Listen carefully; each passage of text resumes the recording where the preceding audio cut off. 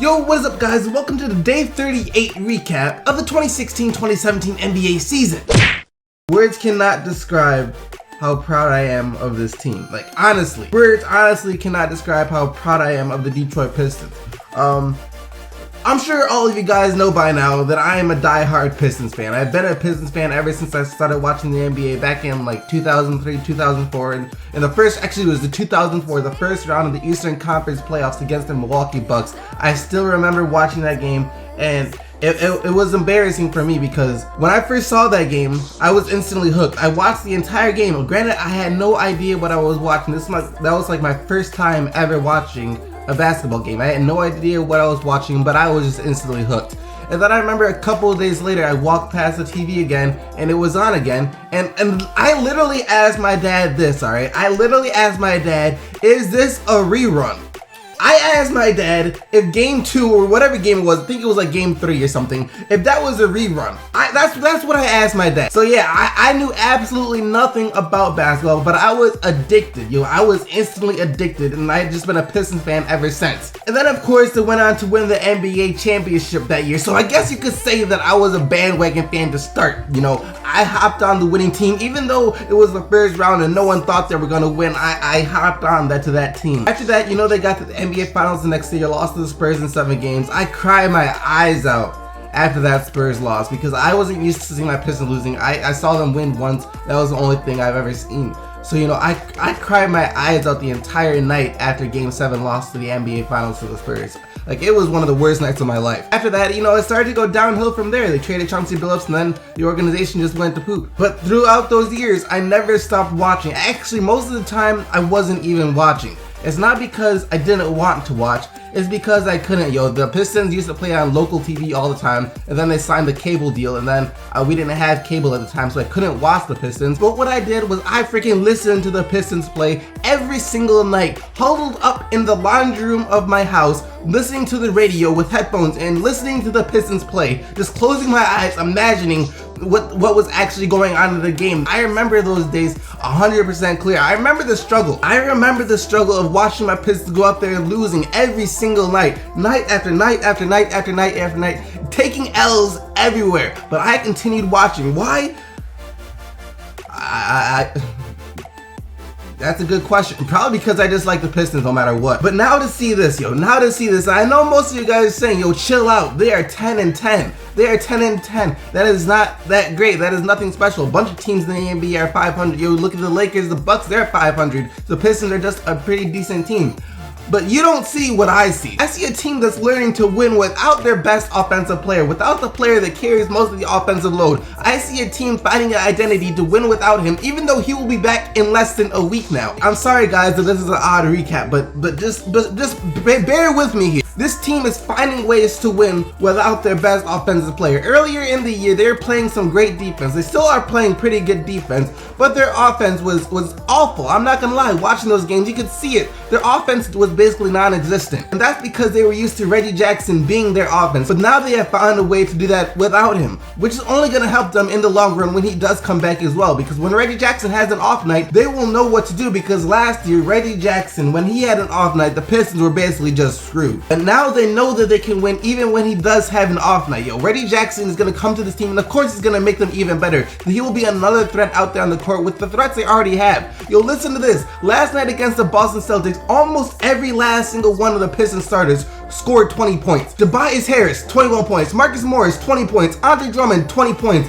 Kentavious Caldwell-Pope, 25 points. And Ish Smith had 19. That's so freaking good. Ish Smith, I owe you an apology. I was kind of hard on you for the past couple of games because, you know, I was excited about you over this offseason because you were supposed to be an upgrade over Steve Blake, and then at times you were playing like Steve Blake during the season, and I'm sorry because last night you were out there balling and you freaking killed it. 19 points, 8 rebounds, 8 assists. The man was out there on fire. He was doing everything. I'm glad you didn't take any threes, but well, you took one and you missed it. But I'm glad after that you was like, you know what, that's not my game. Aaron Baines, you know, you can still pack up your bags if you want. You know, I'm still not too high on Aaron Baines. But anyways, we're not going to talk about that. Yo, the freaking Pistons, yo, Kentavious Caldwell-Pope. Kentavious freaking Caldwell-Pope. You the freaking... Yes! Yes, this is what we needed from you forever. Yo, to all the Lakers fans that are worried about Brandon Ingram not being able to find his offensive game, just have some freaking patience. For KCP, this is what his 4th year in the NBA. His 4th year in the NBA, and he's just now finding his offensive game. He was inconsistent as crap throughout his first 3 years. His first year, he was terrible basically offensively his entire first season of the NBA until the final game of the season against the Oklahoma City Thunder where he went off for 30 points. His second year, he wasn't as bad, but he had some good games every now and then. Like maybe 1 out of every 5 games, he would have a good game. And then last year, it's like maybe 1 out of every 3 games, he would have a good offensive game. As of late, he's been doing it every single night on the freaking nightly. And I am loving it. Now, Andre Drummond, of course, had a bounce-back game last night after getting ejected against the Charlotte Hornets. And then freaking Marcus Morris and Tobias Harris are like freaking fire every single night. Well, Marcus Morris does have some off nights, but Tobias Harris is freaking fire every single night. I'm sorry, guys, I've been talking about the Pistons for long enough. They got the win last night, or the Boston Celtics. They got the win. And sorry, I just needed this moment. I just needed to get this off my chest. Last night after the game, I was just like so pumped up. And it was a great game. It was a great game. I know I have a lot of Celtics fans to watch the channel. It was a great game. And I'm sorry, I'm just so excited about this Pistons team. Another team that's starting to figure out though is the Oklahoma City Thunder. That was their best game of the season so far as a team, in my opinion. As a team, that was the game that they looked closest to a team. Russell Westbrook still dominated. He had 35 points, 14 rebounds, and 11 assists. You know, just like the 4th triple-double in a row for Russell Westbrook. No big deal. No freaking big deal, right? Victor Oladipo had a great game as well, yo. 25 points, 6 rebounds, 6 assists. And, you know, he's starting to find his way in OKC. He's starting to find out where he fits in, what he can do, how he can coexist with Russell Westbrook on the court, because those are 2 ball-dominant players. Yo, Victor Oladipo needs the ball in his hand to be effective. Of course, Russell Westbrook needs the ball in his hand to be effective. And Victor Oladipo is learning how he can coexist with Russell Westbrook. And it's nice to see Anthony Morrow getting some playtime. Yo, he was off last night. He didn't have a good shooting night at all, but it's good to see him getting some playtime because over the past couple of games, he had been really good for the Oklahoma City Thunder. I know that game against my Pistons, the man was on fire, and he's exactly what they need, yo. A deadly 3-point shooter with probably the quickest release in the NBA. I mean, it's like, as soon as he touches the ball, it's headed towards the rim. He's exactly what they need because, you know, defenses like to collapse in on Russell Westbrook, which frees up the perimeter, which, of course, if you leave Anthony Morrow for even a second, he's gonna make you pay for it. The more shooters that can provide Russell Westbrook around him, the better the Thunder will be. Last night, they looked really good in the overtime win over the Washington Wizards. Anthony Flames had his best game of his career last night. Unfortunately though, he got a taste of what it's like to be Anthony Davis. Well, not really, because Karl Anthony Towns does have some more talent around him, but he understands what it's like now to have like an amazing effort and wind up with an L. 47 points, 18 rebounds, and 3 blocks on the night. Freaking pure flames from Karl Anthony Towns was by far the best game of his career. Like I said, he wound up with an L to the New York Knicks. Yo, for this Timberwolves team, they just need to learn how to win. They don't have any veterans on that team that can tell them what it's like to be a winning team. They don't have that. Kevin Garnett was supposed to be that last year. Of course, they had Tayshaun Prince as well. So those are a couple of guys that they could go to for advice and stuff like that, but those are gone. Yeah, you can say Ricky Rubio is a veteran, and he is, but the thing is, the man doesn't know what it's like to win, so you can't turn to him either. Up and down that roster, they just have no veteran leadership, so they have to find their own way on how to win. And it's gonna take some time, but I think eventually in this season, they will find out what it means to win and how to be a winning team. That said, it'll probably be too late into the season for them to turn around and make the playoffs. Eventually, we'll find out what it takes to win. It's just a matter of time. They keep coming up really close, like either blowing away a lead or making a comeback and then falling short. So they've experienced basically every type of L there is.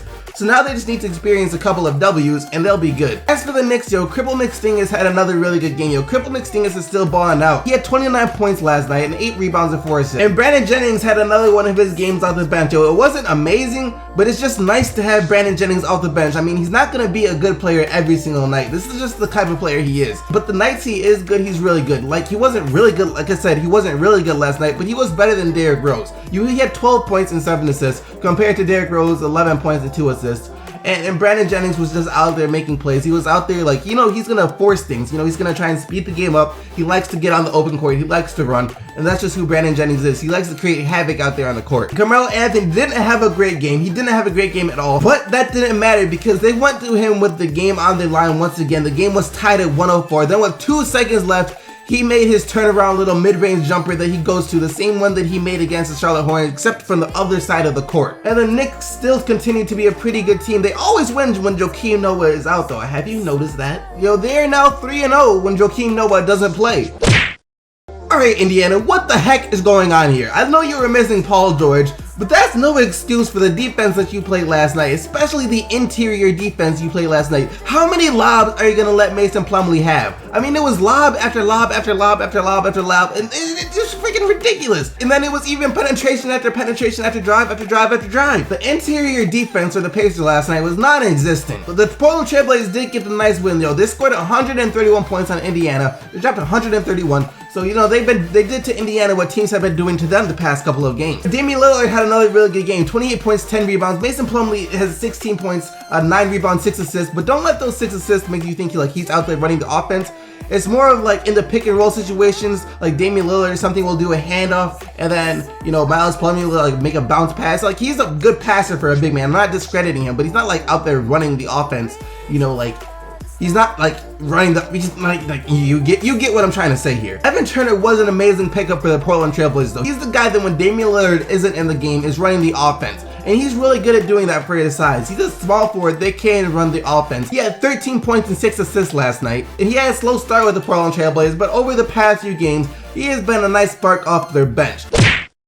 The Toronto Raptors went out and beat the Memphis Grizzlies. Like I said, the Grizzlies will struggle with teams that are great offensively and great defensively. That's what the Toronto Raptors are. That, and of course, Mike Conley didn't play. Zach Randolph was out for personal reasons, but still, DeMar DeRozan had one of the most efficient nights you can ever have. You know, 24 points on 9 shots, and yes, it wasn't like Kyle Lowry where he had like his 20-something points, but he hit like 6 or 6 from 3. So DeMar DeRozan did what he does best. He got to the free throw line and made 10 of 11 free throws. And then Kyle Lowry had another really good game. So after his slow start to the season, Kyle Lowry is starting to pick it up. He had 29 points on 13 shots, 4 of 7 from downtown. He also had 8 assists. So Kyle Lowry has snapped out of it. He is now looking like the Kyle Lowry that we are used to. What the heck? Los Angeles, yo, the Lakers. How does this team keep pulling out wins like this? Yo, they beat the Bulls, another really good team, last night, 96-90. And they were without their starting backcourt. No D'Angelo Russell and no Nick Young, who had just gotten injured the last game. The Lakers bench is better than their starters right now. Until D'Angelo Russell and Nick Young come back, it will be like this for a long time, where Jordan Clarkson, Larry Nance Jr., and Lou Williams will be the Lakers' best players. And they were last night. Well, Julius Randle also had a really good game. Well, he didn't shoot well from the field, but the man had 20 rebounds. Yo, he managed to get a double-double, 20 rebounds and 13 points. And Julius Randle, I think in his career, will have like a 20-20-10 game, yo, like 20 points, 20 rebounds, and 10 assists, because he has shown at times the ability to be a playmaker. So I wouldn't be surprised if he has one of those at some point in his career. But like I said, it's the freaking Lakers bench, yo. Lou Williams had 18 points. Jordan Clarkson had 18 points. Freaking Larry Nance Jr. had 12 points. The Lakers, I do believe, had like the best bench in the NBA as of now. And that's what won them the game tonight. That's what wins them the game every night, yo. They went out and destroyed the freaking Chicago Bulls bench. The Bulls bench combined for a total of 16 points. 16 points from the Chicago Bulls bench. He had 18 from Lou Williams by himself.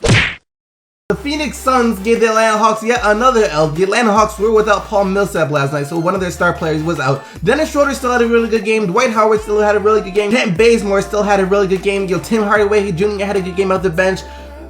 But they couldn't beat the Phoenix Suns. For Phoenix, it was Brandon Knight who had the best game. Brandon Knight had an amazing game out the bench, 23 points. Yo, Devin Booker and Eric Bledsoe both didn't have the best games, and they combined for 25 points. Booker with 13, Bledsoe with 12.